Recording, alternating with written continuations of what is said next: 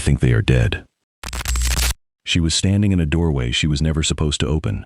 It is 10:40 in the morning on January 16, 1984, and the house in front of you looks like every other house on East Center Drive in Aurora, Colorado. Beige siding, a carport, Christmas lights still strung along the gutter because nobody had gotten around to taking them down yet. A newspaper sitting untouched at the end of the driveway. Somewhere inside, you can hear a radio still playing to an empty room. But the woman standing beside that doorway, a 50-year-old grandmother named Connie Bennett, has just said 4 words into a phone that will follow her for the rest of her life. I think they're dead. Warning to our viewers, the following story is based on true events and contains contents that depict intense or disturbing events. We strongly advise viewers' discretion. Her son, 27-year-old Bruce Bennett, a Navy veteran who once spent long stretches beneath the ocean's surface listening for the faintest anomaly in a wall of white noise, never made it to open the family furniture store that morning. Neither did his wife, 26-year-old Debra. They were never late, not once, in the entire history of their small business.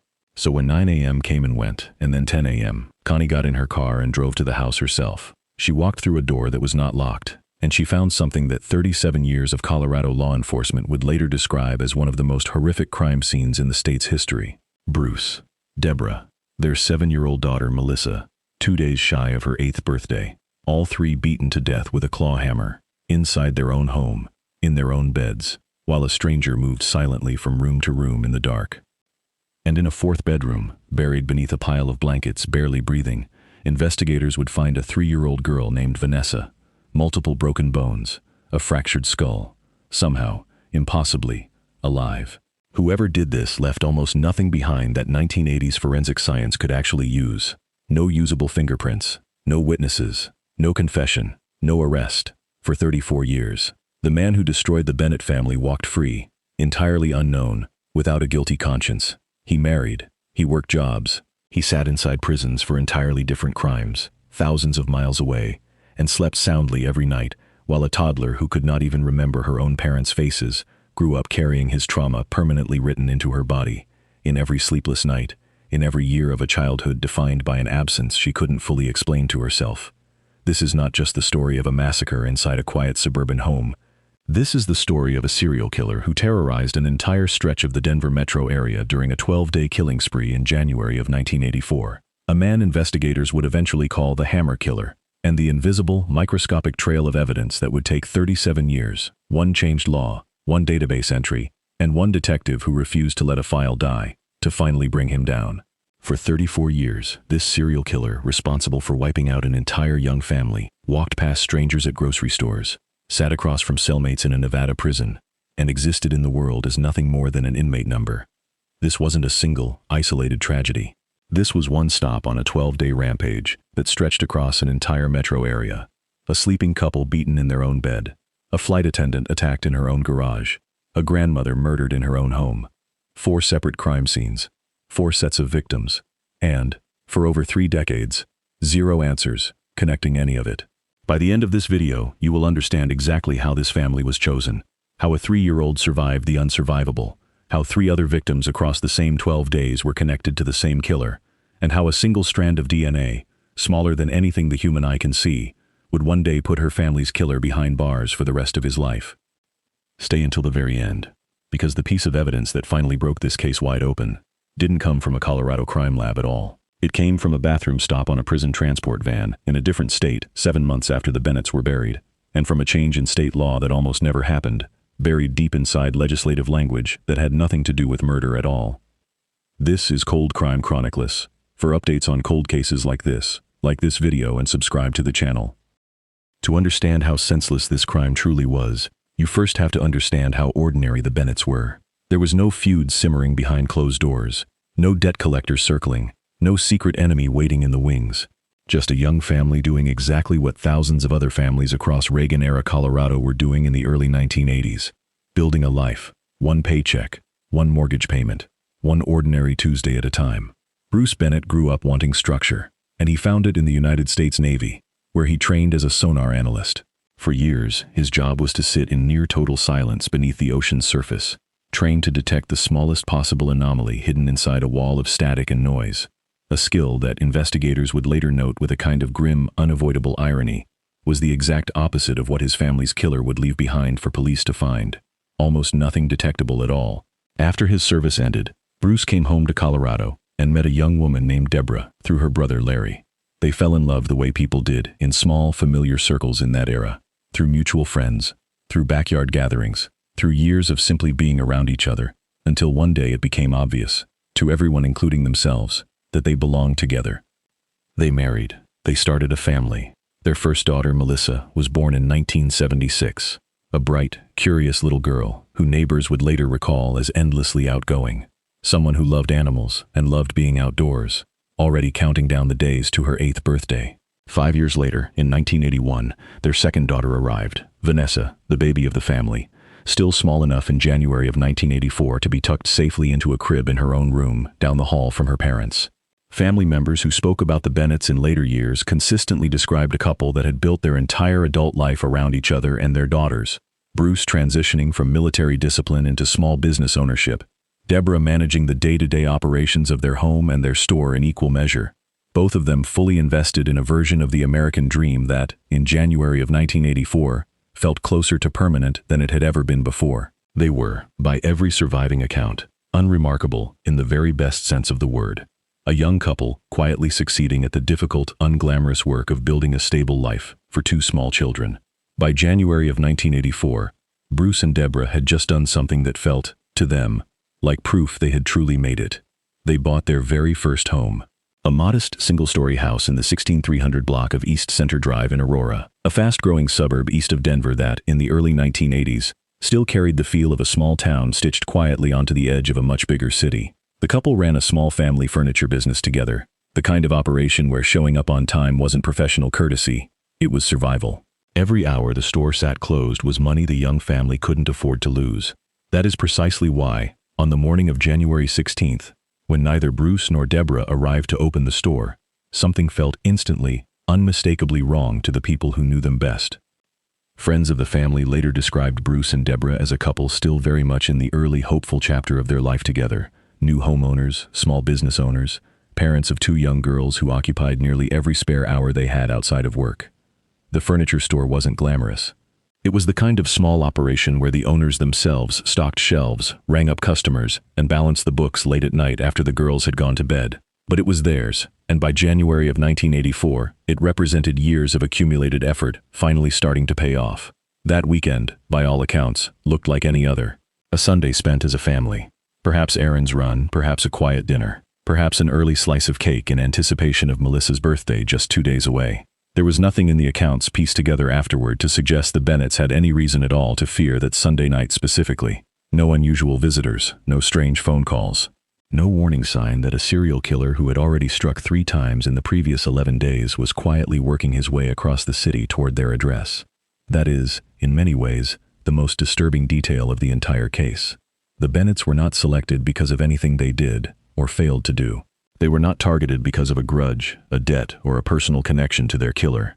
Investigators would eventually conclude that this was, in the truest and most frightening sense, a random act of predation, a family chosen simply because a garage door happened to be left open on the one night a violent stranger happened to be moving through their neighborhood. But to fully understand what happened to the Bennetts on East Center Drive, you first have to go back nearly 2 full weeks, because the Bennetts, investigators would eventually come to realize with horror, were not the first target. They weren't even close. In the first 2.5 weeks of January 1984, a wave of violence rolled quietly across the eastern side of the Denver metro area, and almost none of it was connected, at least not yet, not in the eyes of the separate, overworked police departments each handling their own piece of it in isolation. It began on January 4th.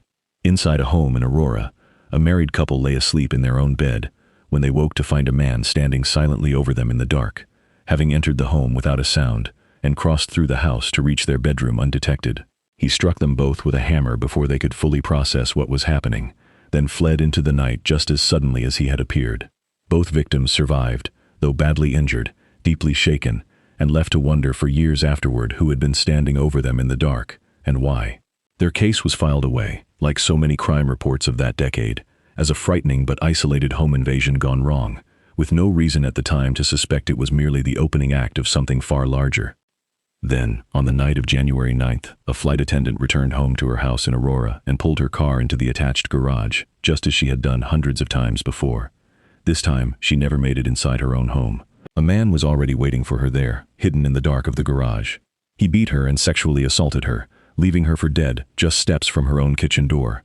She survived, barely, but her case, too, would remain unsolved and largely uninvestigated as part of any larger pattern for more than 3 decades. That same day, January 10th, on the opposite side of the metro area in Lakewood, 50-year-old Patricia Louise Smith was home inside the condominium she shared with her daughter and grandchildren. A man broke in, sexually assaulted her, and beat her to death with a hammer, leaving the weapon behind at the scene when he fled. Patricia's murder, too, would sit unsolved for decades. A grandmother, a mother, a beloved member of her community, reduced overnight to an open case file sitting in a cabinet inside the Lakewood Police Department. 3 separate brutal attacks, 3 separate jurisdictions, 3 case files that, in January of 1984, no single detective was cross-referencing in real time. There was no shared national database quietly flagging the pattern, no instant digital alert warning investigators that one man was moving methodically across the eastern suburbs of Denver with a hammer in hand, breaking into homes while people slept, and disappearing into the dark before a single witness could ever see his face. Investigators would later come to believe that all 3 of these January attacks, the sleeping couple on January 4th, the flight attendant on January 9th or 10th, and the murder of Patricia Smith on January 10th, were very likely committed by the very same man. A man who, at that exact moment, was quietly, methodically escalating. 6 days after Patricia Smith's murder, that same man would walk up to a quiet house on East Center Drive in Aurora, find a garage door left carelessly open, and let himself inside. By the middle of January 1984, word of these attacks had begun to spread through the Denver metro area, even without a single official statement tying them together. Neighbors talked. Local news covered each incident individually, as separate, unrelated crimes scattered across different suburbs and different jurisdictions. But something in the air had shifted. Reports from that period describe a surge in the sale of home burglar alarms and firearms across the eastern suburbs, as residents, without ever being told they were living alongside a single roaming predator, nonetheless sensed that something was deeply, dangerously wrong. Aurora in 1984 was not the Aurora of today. It was a rapidly expanding suburb, still filling in with new subdivisions, still carrying the trusting, unlocked-door culture of a smaller American town, even as its population swelled year over year. Garage doors were left open overnight without much thought. Neighbors knew each other by name. It was, in many ways, exactly the kind of environment where a stranger moving from house to house, testing doors and garages in the dark, could go completely unnoticed until it was already far too late. Investigators combing through the physical geography of all 3 January attacks noticed something else too, something that would only become significant decades later, once a name was finally attached to the crimes. Both the flight attendant's home and Patricia Smith's condominium sat close to Alameda Avenue, a major east-west corridor that cuts directly across the Denver metro area, connecting Aurora to Lakewood in a single, uninterrupted drive. It was a route investigators would eventually believe the killer used again and again that January, hunting across an enormous stretch of the city with nothing more than a car, a hammer, and the cover of darkness. The Bennett's home on East Center Drive sat on the opposite side of the metro area from Lakewood, geographically distant from Patricia Smith's murder, but connected by that same corridor, that same road, that same restless, roaming pattern of violence. It is worth remembering, watching this story unfold decades later with the benefit of hindsight, that nobody living through that January in 1984 had the luxury of hindsight at all. They were living inside the pattern without being able to see its shape. It happened sometime between 9 p.m. on January 15th and 10 a.m. on January 16th, 1984. The Bennetts had reportedly spent part of that evening celebrating early. Melissa's 8th birthday was only 2 days away. Investigators would later piece together that the family had gathered as a household, laughed, maybe shared a birthday cake ahead of schedule, and gone to bed the way ordinary families do on an ordinary Sunday night, with absolutely no idea that their own garage door had quietly become an invitation. Because at some point that night, a man stepped into that open garage, and through it, into the house itself. What happened next was so heart-wrenching that even seasoned homicide detectives who walked through the scene the following morning would go on to describe it, in later years, as something that shocked the conscience of an entire police department. He moved from room to room in near total darkness. Bruce Bennett, 27 years old, a former Navy sonar analyst trained his entire career to detect danger hiding inside silence, never got the chance to hear this one coming. He was attacked and killed with a claw hammer. Debra, 26, was killed in the very same manner, in the very same house, likely only moments apart. Their eldest daughter, Melissa, 7 years old, only 2 days from turning 8, was sexually assaulted and then beaten to death with that same weapon. In a separate room down the hall, 3-year-old Vanessa was also attacked, beaten severely and sexually assaulted, left with multiple broken bones and a skull fracture so severe that doctors would later call her survival nothing short of miraculous. Somehow, tucked beneath a pile of blankets in her own crib, bleeding, broken, and utterly alone in a house that had gone completely silent, a toddler too young to even speak in full sentences clung to life through the rest of that night. The man responsible left the house at some point before morning. He left behind almost nothing that 1984 forensic technology could trace to a name. No usable fingerprints, no eyewitnesses, nothing that pointed anywhere close to an identity. What he did leave behind, without knowing it, without any way of knowing it, was DNA. Microscopic, invisible to the naked eye. Entirely useless to investigators standing in that house in 1984, at a moment when DNA profiling as a forensic tool was still in its infancy, on the other side of the world in a British laboratory, barely a year away from its very first use in any criminal case, anywhere on Earth. He had no idea, as he walked out of that house and disappeared into the pre-dawn cold, that the evidence he left behind would still be sitting inside a sealed evidence locker 34 years later, waiting patiently for a scientific breakthrough that had not even been invented yet. By morning, the Bennetts had failed to open their furniture store for the very first time in the business's short history, and across town, a grandmother named Connie Bennett was climbing into her car, driving toward her son's house, about to become the person who discovered exactly what had been left behind. Connie Bennett knew something was wrong before she even reached the front door. Her son didn't miss work. He certainly didn't miss it without calling first. When the store failed to open at its usual hour, employees or family members likely made the first calls to the house, growing more concerned with every unanswered ring. When repeated phone calls to the house went unanswered that morning, Connie made the drive to East Center Drive herself, telling herself, perhaps, that there was some ordinary explanation waiting on the other side of that front door. A sleep-in, a sick day, anything but what she was actually about to find.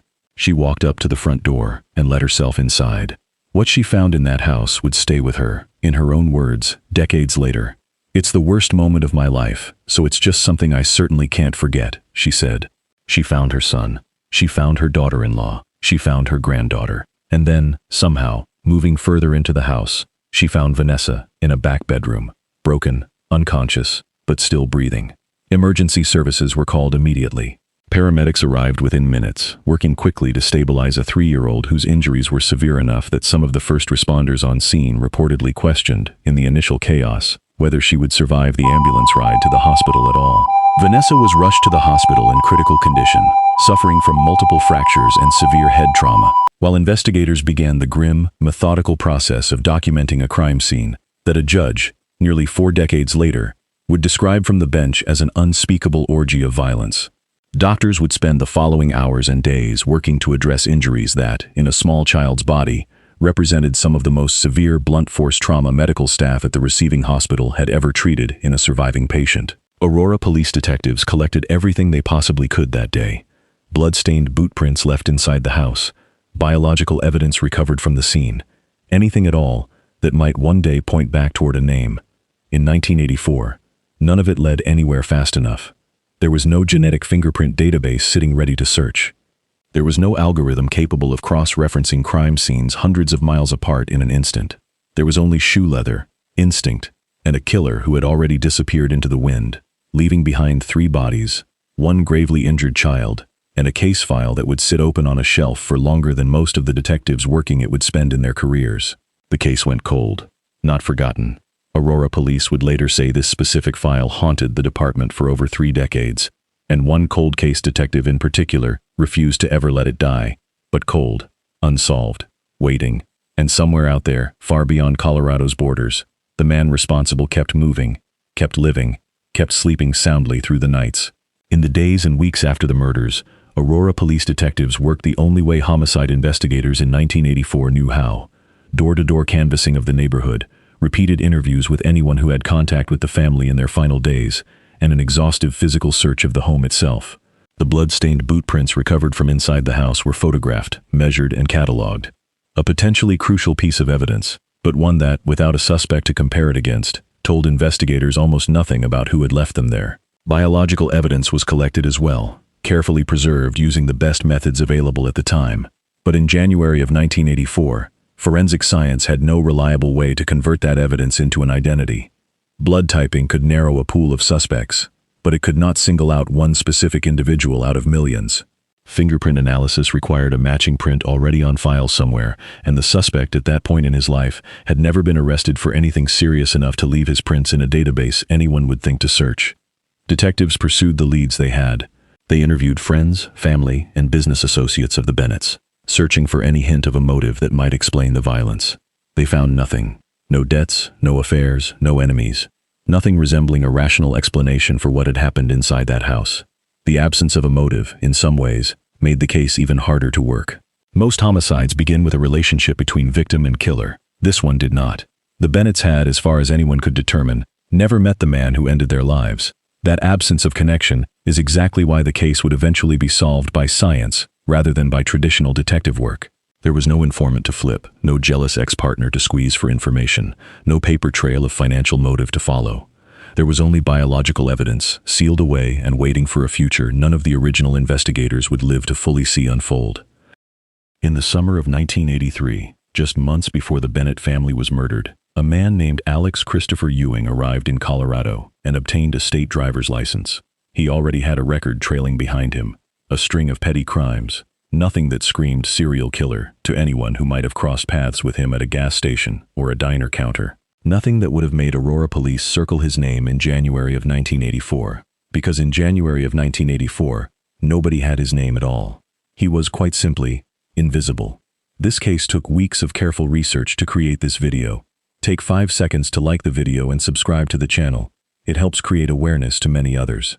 Court records that would only come to light decades later paint a picture of a man who had been drifting through the American Southwest and Mountain West in the early 1980s, accumulating minor arrests along the way, never staying anywhere long enough to establish deep roots or draw sustained attention from any single police department. He told Arizona authorities, at one point, that he had hitchhiked out of Colorado, catching a ride with a trucker, a detail that, if true, meant Ewing may have left the state entirely within days or weeks of the Bennett murders, vanishing from Colorado just as quickly as he had arrived the previous summer. This pattern, arrive quietly, commit unthinkable violence, disappear before anyone can connect the dots, would come to define the entire 12-day span of January 1984 attacks. It is, according to investigators who studied his movements later, part of what made him so difficult to catch in real time. He wasn't a local with a known history in the community. He wasn't someone neighbors could point to as off or suspicious. He was a stranger passing through, and by the time anyone realized how many people he had hurt in a single American state, he was already committing new crimes somewhere else entirely. 7 months after the Bennett murders, in August of 1984, Ewing was in the custody of Arizona sheriff's deputies, being transported back to Kingman, Arizona, for a court hearing on an entirely unrelated matter. The transport van made a routine stop in Henderson, Nevada, so deputies could give the inmates a bathroom break. Ewing ran. That same night, he broke into a home in Henderson and attacked a sleeping couple with an axe handle, beating them savagely while their 2 young children slept, unaware, in nearby rooms. The attack bore an unmistakable resemblance to the pattern already seen in Colorado just months earlier.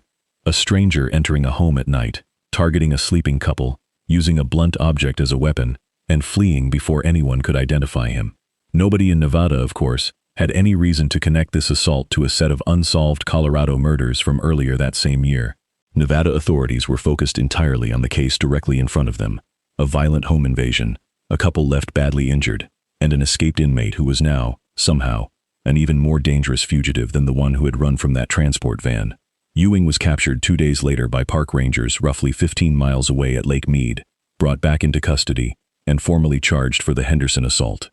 Convicted on multiple charges connected to that attack, Ewing was sentenced to 110 years in a Nevada state prison, an extraordinarily long sentence that, at the time, had nothing to do with Colorado at all, and everything to do with a single night of violence in a state hundreds of miles from Aurora. He would remain in that Nevada prison system, largely forgotten by anyone outside of it, for the next 34 years of his life, never once facing a single question from Colorado authorities about what he had done there in January. Nobody in Colorado knew it yet, but the man responsible for the Bennett Family Massacre, and for the murder of Patricia Smith, and quite likely for 2 other brutal January attacks in Aurora, was sitting quietly in a cell 2 states away, The entire time Colorado detectives kept the Bennett file open on a shelf, revisiting it year after year, decade after decade, with no new leads to chase.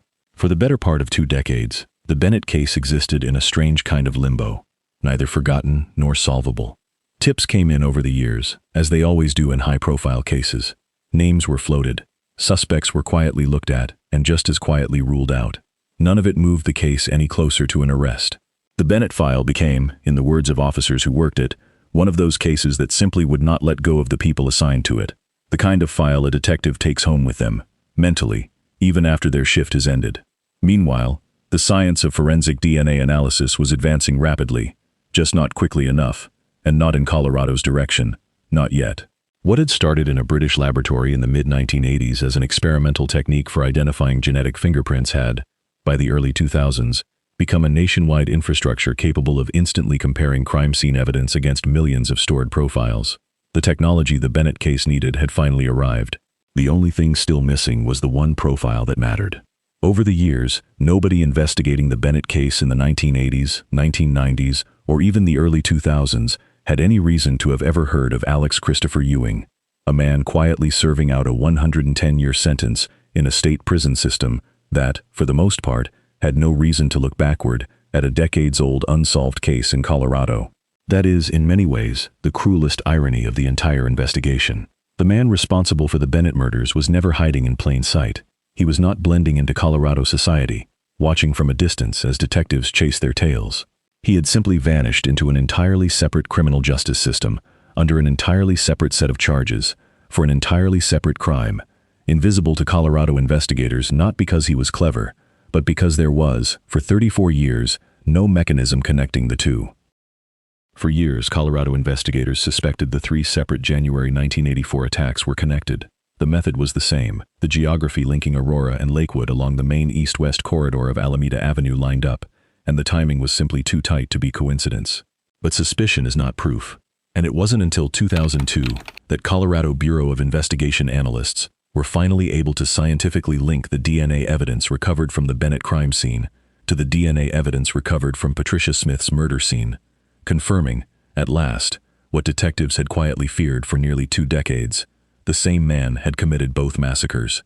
But proving the crimes were connected still didn't tell anyone on Earth who he actually was. Then, in the spring of 2018, a change in Nevada state law, one that had previously restricted exactly when authorities were legally permitted to collect a prisoner's DNA, finally allowed the Nevada Department of Corrections to take a biological sample from Alex Christopher Ewing. His genetic profile was uploaded into CODIS, the FBI's National Combined DNA Index System, a database designed for precisely this kind of moment. The very next day, Colorado Bureau of Investigation analysts got a hit. 34 years after he walked out of the Bennett's open garage door and disappeared into the dark, a single computer search flagged Alex Ewing's name and connected it, almost instantly, to a claw hammer, a house on East Center Drive, and a 3-year-old girl who had, by then, grown into a woman who couldn't remember her own parents' voices. Yvonne "Missy" Woods, the Colorado Bureau of Investigation analyst who would eventually testify for more than 3 hours at Ewing's trial, had a relationship with this case that stretched back long before anyone had a suspect's name to attach to it. It was Woods and her colleagues at the CBI who, back in 2002, first scientifically confirmed that the Bennett and Smith DNA profiles matched each other, proving the cases were connected years before anyone could prove who the connection actually belonged to. For 16 years after that, an unidentified male DNA profile sat inside Colorado's evidence system, linked to 2 horrific crime scenes, waiting for a name that the state's own database searches simply could not produce. Every few years, as CODIS grew larger and technology improved, that profile would have been run again, compared against newly added entries, coming back empty each time. It is difficult to overstate what that kind of scientific patience requires. Analysts checking, year after year, against a database that keeps growing, hoping that eventually, somewhere, a new entry will finally match. When the Nevada DNA sample finally uploaded in the summer of 2018, and the CBI's systems flagged the match within 24 hours, it wasn't luck in the purest sense. It was the direct result of a system built specifically to wait for exactly this kind of moment, maintained faithfully by analysts like Woods for 2 full decades, without ever knowing if the day would actually come. In August of 2018, Colorado authorities announced the DNA match publicly for the first time. Ewing, then 57 years old, was still serving out his sentence in Nevada for the 1984 axe handle attack. He was formally charged in Colorado with the murders of Bruce, Debra, and Melissa Bennett, and separately, in neighboring Jefferson County, with the murder of Patricia Smith. But knowing his name, and actually getting him into a Colorado courtroom to answer for it, were about to become two very different fights entirely. Ewing fought his extradition to Colorado for nearly 2 full years. His legal team pursued appeal after appeal, delay after delay, pushing the matter all the way up to the Nevada Supreme Court, and in one final effort, all the way to the United States Supreme Court itself. Each motion, each appeal, each procedural delay bought him more time sitting safely in Nevada, further away from ever having to face the families he had shattered. The extradition fight moved through the courts in stages, each one adding months to the wait. In January of 2019, the Nevada Supreme Court granted a motion to expedite Ewing's extradition, a small procedural victory for prosecutors that nonetheless still left months of process ahead. By November of that year, nearly 15 months after the DNA match had first been announced, Ewing remained in Nevada, his legal team continuing to seek delay after delay, while prosecutors in 2 separate Colorado counties waited to bring their cases to trial. It wasn't until February of 2020, 36 years after Connie Bennett first found her family destroyed, that the U.S. Supreme Court finally declined to intervene, clearing the last obstacle standing in the way.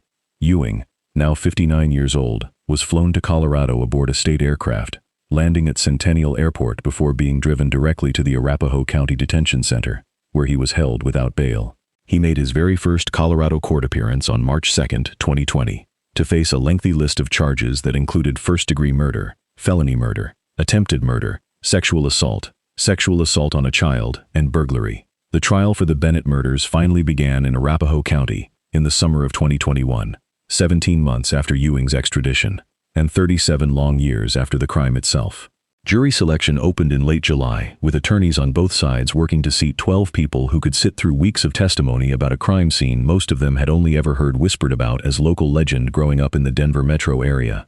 18th Judicial District Attorney John Kellner delivered closing arguments on behalf of the prosecution, while defense attorney Stephen McCrohan argued the case on Ewing's behalf. Prosecutors called 25 separate witnesses over the course of the proceedings, methodically walking the jury through nearly 4 decades of preserved forensic evidence, in a trial that stretched across multiple weeks inside the Arapahoe County Courthouse. Witness after witness took the stand. Original detectives who had walked through the house in January of 1984. Evidence technicians who had preserved the boot prints and biological samples for decades without knowing whether they would ever matter. And forensic experts who explained, in painstaking scientific detail, exactly how DNA testing had evolved since the crime was first committed. Some of the officers who testified had retired years, even decades, before ever learning whether the case they once worked would end in an arrest at all, and were called back specifically to describe the state of the crime scene as they had first encountered it, long before DNA evidence was even a viable investigative tool. Jurors also heard from members of the Bennett family, describing the discovery of the scene and the decades of unanswered questions that followed. Each piece of testimony functioned like another layer being carefully placed onto an already overwhelming foundation of physical evidence, building toward a single, unavoidable conclusion for the 12 people tasked with deciding Ewing's fate. The most devastating testimony of the entire trial came from Yvonne, Missy Woods, a DNA analyst with the Colorado Bureau of Investigation, whose testimony alone stretched more than 3 hours on the stand. She walked jurors carefully through the genetic evidence recovered from inside the Bennett home, including DNA discovered on a comforter taken from the scene, tested first in 2001, and then tested again in 2018, with both rounds of testing matching Alex Ewing. She told the jury that the probability of that exact DNA profile belonging to anyone else on the planet other than Ewing was roughly 1 in 13 nonillion, a number so astronomically large that it is functionally meaningless to the human mind, and functionally unshakable as evidence inside a courtroom. To put that number into some kind of perspective, a nonillion is a 1 followed by 30 zeros. There are not 13 nonillion people who have ever lived on Earth, not even close. There are only somewhere in the range of 100 billion. In other words, the statistic Woods presented to the jury wasn't simply strong evidence. It was, mathematically speaking, as close to absolute certainty as forensic science is capable of producing, a number so overwhelming that it effectively eliminated every other human being who has ever existed as a possible alternative source of that DNA. The defense argued that the original 1984 investigation had been sloppy, that evidence had potentially been mishandled across nearly 4 decades of storage, and suggested the possibility that someone else entirely could have been responsible for the murders. McCrohan pressed hard on the chain of custody for decades-old evidence, questioning whether samples collected in 1984 by investigators using now outdated protocols could still be trusted after being stored, transferred, and retested multiple times across nearly 40 years. It was, in many respects, the only realistic defense strategy available against DNA evidence carrying odds of 1 in 13 nonillion, attacking the integrity of the process rather than the science itself. Prosecutors countered by walking the jury through the specific chain of custody documentation for every major piece of evidence, showing how each sample had been logged, sealed, and tracked continuously, from the original 1984 collection through to the 2018 and 2021 testing rounds. They emphasized that 2 separate rounds of testing, 16 years apart, using improved technology each time, had produced the exact same result: Alex Ewing's DNA, and no one else's. Near the very close of the trial, defense attorneys even moved for a mistrial, arguing that last-minute testing of certain evidence left them unable to mount a fully effective defense on Ewing's behalf. The motion did not succeed, and closing arguments proceeded as scheduled, with District Attorney John Kellner reminding jurors that despite the passage of nearly 4 decades, the physical evidence connecting Ewing to that house on East Center Drive had never changed, never wavered, and never pointed toward anyone else. After 2 days of deliberation, the jury returned its verdict on August 6, 2021. Guilty on all 6 counts of first-degree murder, 3 separate counts for each victim, reflecting both premeditated murder and felony murder charges under Colorado law as it existed in 1984. Alex Christopher Ewing had finally, after 37 years, been held responsible in a court of law for exactly what he did inside that house on East Center Drive. A reckoning that had once seemed, to nearly everyone connected to this case, permanently out of reach. On August 17, 2021, Alex Ewing stood before District Judge Darren Vale to be formally sentenced. Because the murders had been committed back in 1984, Colorado law required the court to apply the exact sentencing rules that existed at that time: life in prison, with the possibility of parole after 20 years, for each individual victim. It was the maximum penalty legally available under the law as it stood on the night the Bennetts were killed. But Judge Vale held one power that the law of 1984 could never take away from him: the choice of whether those 3 life sentences would run at the same time, or one after another, back to back to back. He chose one after another: life in prison with parole possible after 20 years for the murder of Bruce Bennett, then a second life sentence, ordered to begin only after the first one ends, for the murder of Debra Bennett, and then a third, which Judge Vale described, addressing Ewing directly from the bench, as being imposed for the murder of this beautiful little girl not yet 8 years old, the most despicable act of brutality I have ever seen. 3 consecutive life sentences stacked on top of one another. A mathematical guarantee, given Ewing's age at sentencing, that he will die behind bars, exactly as the Bennett family and the prosecutors representing them had spent years hoping a Colorado courtroom would one day formally decide. Before handing down that sentence, Judge Vale heard directly from the people Ewing had spent 37 years hiding from. Connie Bennett, 87 years old by that point, the same woman who had walked into her son's house decades earlier and found the unthinkable, stood in that courtroom and refused to even call Ewing an animal. "Some people may call him an animal," she told the court, "but I won't, because I think animals have a purpose in this world." She told the judge that her family would not allow Ewing to define who they were. "We are a strong family," she said, "and we're leading productive lives." And then the courtroom heard from Vanessa herself, the same 3-year-old who had somehow survived, now a 41-year-old woman named Vanessa Bennett Schultz, living her adult life in Arizona, carrying a lifetime of injuries she never chose and could never fully explain, because she has no memory of the parents and sister that Ewing took from her that night. "I'm sure my parents and sister were great people," she told the court through tears, "but it's unfortunate I don't remember anything about them. What she does remember, what she has lived with every single day since that night in January of 1984, is everything the attack left behind in its place." In her own statement to the court, she described losing far more than her parents and sister that night. She spoke of years of post-traumatic stress, of sleepless nights that stretched into sleepless decades, of anger she couldn't always control, that shadowed large stretches of her adult life. She described mornings where simply getting out of bed felt like its own small act of defiance against a past she never asked for. She told the judge that she had lost her sense of safety in the world, her trust in other people, and, for long and painful periods, her own sense of who she was even supposed to become. Judge Vale did not mince words when it came time to address Ewing directly. Over a 12-day span, he told him from the bench, "You inflicted an unspeakable orgy of violence. Your actions, and by imputation you in 1984, are an abomination." He told Ewing that he hoped the simple knowledge that he would languish in prison and someday die there might bring some small measure of comfort to a family that had waited nearly 40 years for this single moment. The sentencing hearing itself ran for roughly 45 minutes, an unusually compact span of time, given the weight of what was being decided inside that courtroom.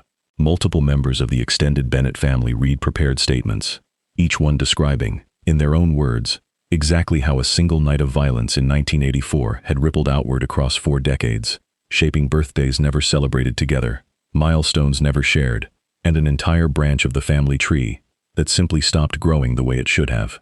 Throughout the hearing, Ewing reportedly showed little visible reaction to the statements being read against him, sitting largely silent as the consequences of that night were finally, formally handed down.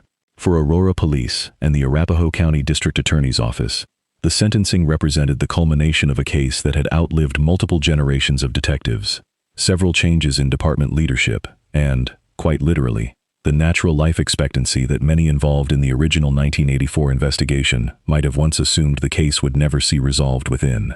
After the attack, Vanessa Bennett was raised by extended family, growing up under a different surname, in a life shaped entirely around an event she could never personally recall. She has spoken about growing up surrounded by relatives who loved her, but who were also, understandably, still grieving the son, daughter-in-law, and granddaughter they had lost. Meaning Vanessa's childhood unfolded inside a family that was simultaneously raising her and mourning around her.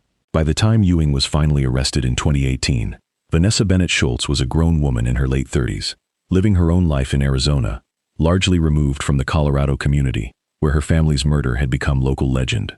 The DNA match didn't just reopen a case file, it reopened her entire life story, pulling her back into a spotlight she had never asked for, forcing her to sit through a trial and eventually testify about injuries and losses she carried, but could never actually remember experiencing firsthand.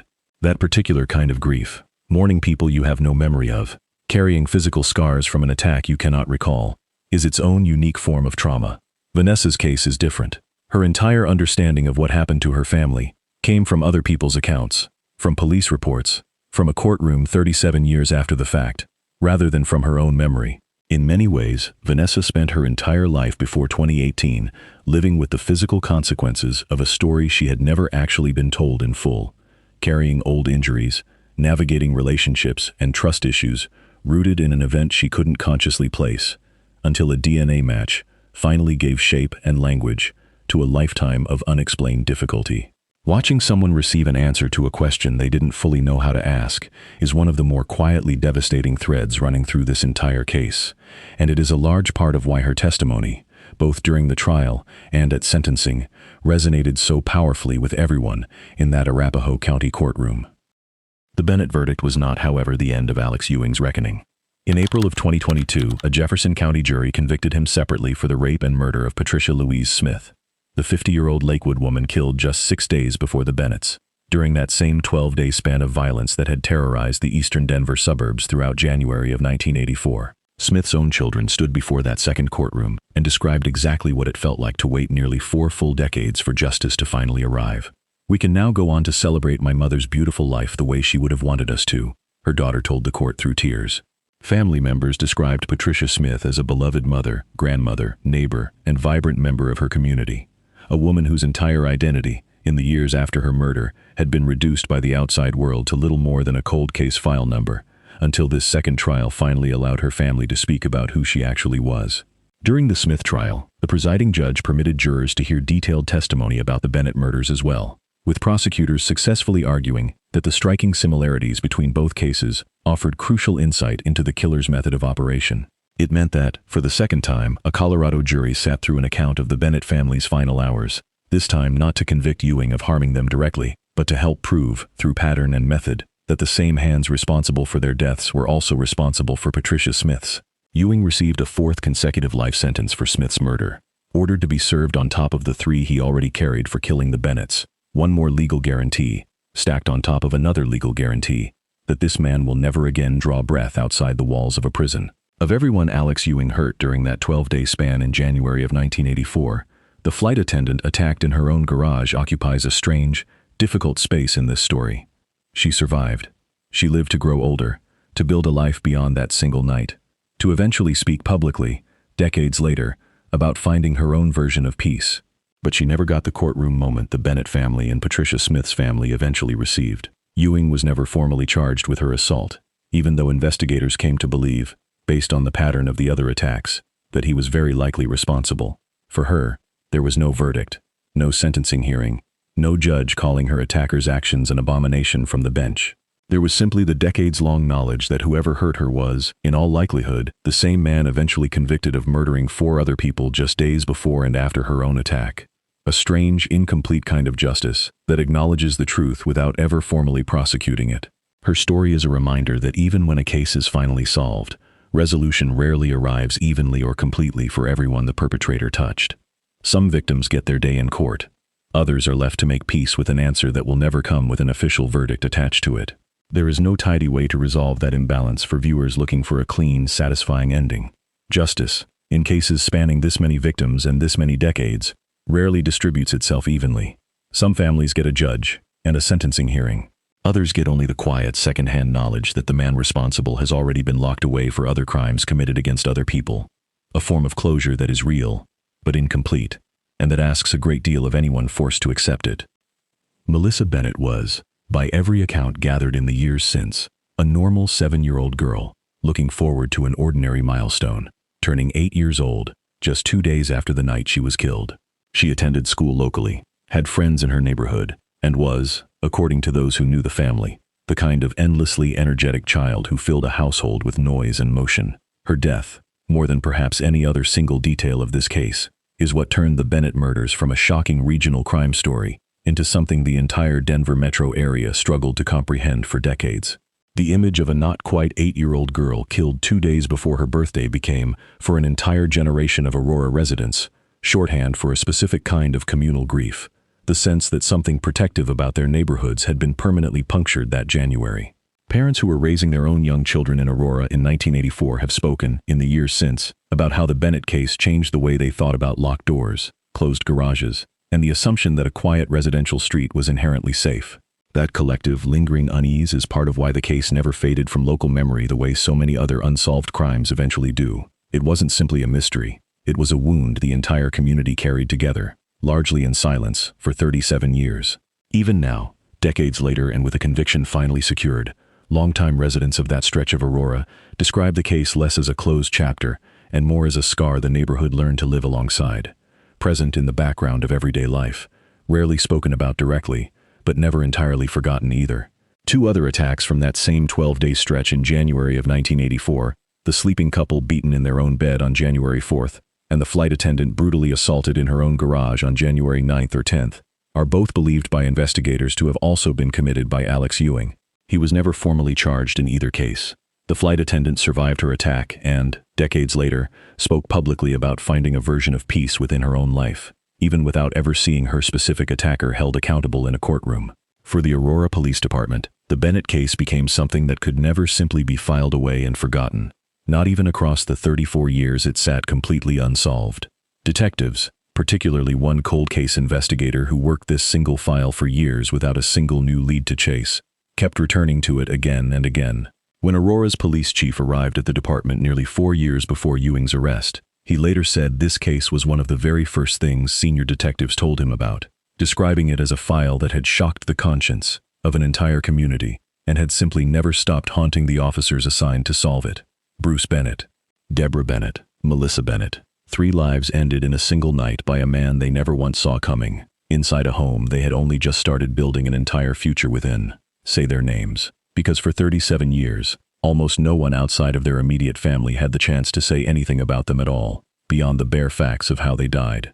And Vanessa, the baby who somehow survived, who grew up without the parents who were supposed to raise her, who carried invisible scars in both her body and her mind that she couldn't fully understand, until a DNA database finally put a face to the violence that had quietly shaped her entire life, stood in a courtroom in 2021 and told a judge exactly, precisely, what she had lost.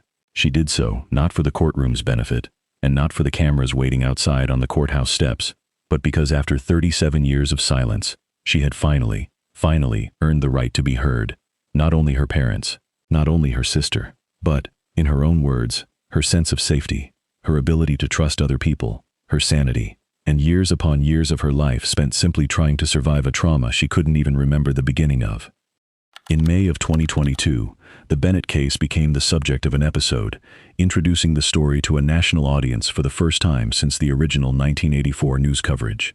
The show's producers, in preparing the episode, said they realized quickly that Vanessa Bennett Schultz herself had a story that needed telling, not just as the infant survivor of a horrific crime, but as a grown woman who had spent decades piecing together an identity shaped by an event she could never personally remember. The renewed public attention brought the case back into conversation across the Denver metro area, reintroducing a new generation to a crime that had, for older residents, never really faded from memory in the first place. For many longtime Aurora and Lakewood residents, the arrest in 2018 and the convictions that followed didn't just close a case file. They answered a question some had been quietly asking themselves for nearly 4 decades. Had the person responsible for so much violence in January of 1984 ever been caught at all, or was he still out there somewhere, unidentified, unaccountable, and free? That renewed attention also carried a different kind of weight for the surviving Bennett family members, who suddenly found decades-old grief being replayed on television screens and podcast feeds for an audience of strangers. Vanessa Bennett Schultz has spoken about the strange, disorienting experience of watching her own family's tragedy become public entertainment, even as she recognized that telling the story publicly might also help other survivors of unsolved violence hold on to hope that answers can still arrive, no matter how many years have passed. Grandmother Connie Bennett, for her part, seemed to approach the renewed attention the same way she approached the courtroom itself, with a steady, unshaken insistence that her family's strength, not Ewing's violence, would be the story people remembered. The Bennett case is far from the only cold case in the United States to be solved decades later through advances in DNA technology and shifting state laws around evidence collection from incarcerated individuals. It stands, however, as one of the more striking examples of exactly how much time can pass between a crime and its resolution, when the only thing missing is the ability to search an existing piece of evidence against an existing, but previously untested, biological sample. Cases like this one are part of the reason law enforcement agencies across the country continue pushing for expanded, faster DNA collection protocols within prison systems, and for continued funding of cold case units, the small, often under-resourced teams of detectives whose entire job is revisiting exactly the kinds of files that most departments long ago stopped actively working. Without a cold case detective at Aurora Police who refused to let this file simply gather dust, and without a change in Nevada law that had nothing directly to do with Colorado at all, this case may very well have remained unsolved forever, with Vanessa Bennett Schultz never learning the name of the man responsible for destroying her family. It is a sobering thought experiment to consider how many other unsolved cases across the United States right now are sitting in an identical position, a biological sample already collected, already preserved, simply waiting on a single database entry that has not yet been made. The Bennett case did not get solved because investigators tried harder in 2018 than they had in 1994. It got solved because the surrounding legal and technological infrastructure finally caught up to a piece of evidence that had been sitting, patiently, the entire time. This case sat cold for 37 years. Not because investigators ever stopped caring. They didn't. Not for a single year of it. Not because the evidence itself didn't exist. It sat waiting inside a sealed evidence locker the entire time. Patient, silent, undisturbed. It sat cold because the science needed to finally read that evidence hadn't caught up yet to the violence one single man was capable of inflicting on total strangers. And when the science finally did catch up, when one legal change inside one Nevada prison finally allowed one biological sample to be uploaded into one shared national database, it took less than 24 hours for 37 years of complete silence to end forever. It is worth sitting, for a moment, with how narrowly this case avoided remaining unsolved forever. Murder carries no statute of limitations in Colorado, meaning Ewing could theoretically have been charged at any point in his life, no matter how much time had passed. But a law without a mechanism to actually identify a suspect is, in practical terms, powerless. Had Nevada never changed its own state law around DNA collection from incarcerated individuals in 2018, Ewing's genetic profile may never have been uploaded into CODIS at all. He could have served out his 110-year Nevada sentence and eventually died in that prison system without Colorado investigators ever learning his name. Vanessa Bennett Schultz could have lived her entire life without ever knowing who was responsible for the death of her parents and sister, or for her own devastating injuries. Connie Bennett could have died without ever hearing a judge call her son's killer to account. Patricia Smith's children could have gone on waiting indefinitely for an answer that, in an alternate version of this story, simply never arrives. That is the quiet, uncomfortable truth sitting underneath every cold case success story. For every file that eventually gets solved, there are countless others still sitting in evidence lockers across the country right now, waiting on a legal change, a database entry, or a single overworked detective who refuses to let a file gather dust, any one of which may or may not ever actually arrive. For the Bennett family, all of those uncertain variables eventually broke in their favor, one after another, in a sequence so specific that it is difficult not to view the outcome as something close to fortunate, even inside a story defined overwhelmingly by tragedy. Alex Christopher Ewing will die inside a prison cell. 4 consecutive life sentences will guarantee that outcome beyond any legal doubt. But for the family he destroyed in a single night in January of 1984, no sentence, however long, however carefully stacked, however final it may appear on paper, will ever give them back what a claw hammer and roughly 12 silent minutes took from them forever. Vanessa Bennett Schultz continues to live her life today carrying both the physical and psychological weight of that night, decades removed from a courtroom that finally gave her an answer but could never give her back what she actually lost. Connie Bennett, well into her late 80s by the time sentencing concluded, got to see, in her own lifetime, the moment she had waited nearly 40 years for, a judge looking her son's killer in the eye and calling his actions exactly what they were. That, perhaps, is the single detail worth sitting with longest after everything else in this story fades.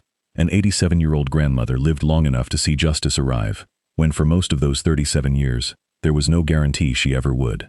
For the city of Aurora, and for the detectives who spent entire careers with this file sitting somewhere on their desks, the resolution of the Bennett case stands as proof that even the coldest, most hopeless-looking investigations can still end in an answer, provided the evidence is preserved carefully enough, and provided somebody, somewhere, refuses to stop asking the question for as long as it takes. That is, in the end, the truest legacy of this case. Not just a killer finally identified and sentenced, but a reminder to every detective still holding on to an unsolved file of their own that patience, however long it takes, can still eventually be rewarded with an answer. If this case affected you the way it has affected everyone who has ever worked it over the last 4 decades, let me know in the comments below. Do well to like this video and subscribe to the channel, Cold Crime Chronicles.